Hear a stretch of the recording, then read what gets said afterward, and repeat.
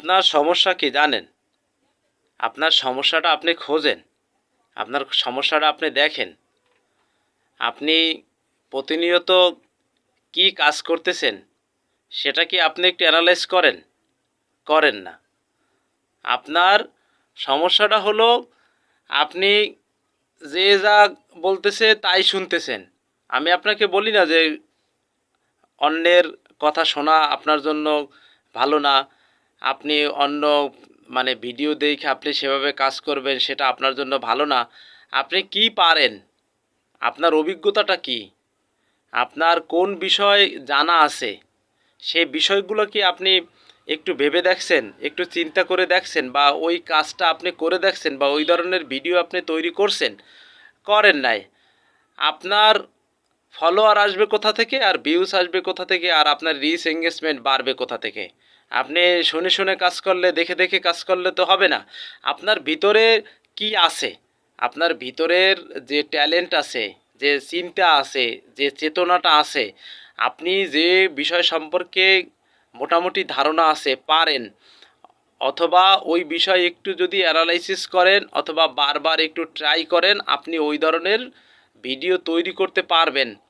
তাহলে তো আপনাকে আরেকজনার দেখা, আরেকজনা শোনা, আরেকজনার পিছু পিছু দৌড়ানো, এগুলো তো দরকার হয় না ভাই। কারণ আপনি ক্যাটাগরি অনুযায়ী কাজ করবেন। আপনার ক্যাটাগরি অনুযায়ী তো কাজ করা লাগবে। লাগবে না? কথা কয় না। আরে ভাই আপনার লাগবে। ক্যাটাগরি আপনার এই যে বিগত দিনে আপনি ফেসবুকে ক্যাটাগরি হিসাব করেন নাই ভাই, ওইটা ভুললে যান। এই বর্তমানে আপনার ফেসবুক পেজ বা প্রোফাইলে আপনি যে ক্যাটাগরি দিছেন ওই ক্যাটাগরি অনুযায়ী কাজ করতে হবে। যে নিশে আপনি কাজ করতেছেন ওই নিশ অনুযায়ী কাজ করতে হবে। নিশটা আমরা বুঝি না। নিশটা বলতে বোঝায় যে আপনি যে ক্যাটাগরি দিছেন ওই অনুযায়ী কাজ করা। ওই ধরনের একটা ভিডিও করছেন, ওই ভিডিওতে আপনার সামনে আগানো, ওই কোয়ালিটির ভিডিও আপনার করা। এ ভাই করবেন না কেন? তাহলে তো আপনার তো সামনে আগানো তো হবে না। বা আপনার তো এ জায়গা টাইম পাস করতে আসলে সেটা ভিন্ন কথা। আপনি যদি ক্রিয়েটিং করতে আসেন তাহলে তো আপনাকে একটা সিস্টেমে যাইতে হবে, নিয়মে যাইতে হবে, সব কিছু মানতে হবে। আর যা করবেন রেগুলার করবেন। করেন ভাই। তো আজকে ভিডিও এই পর্যন্ত রাখলাম।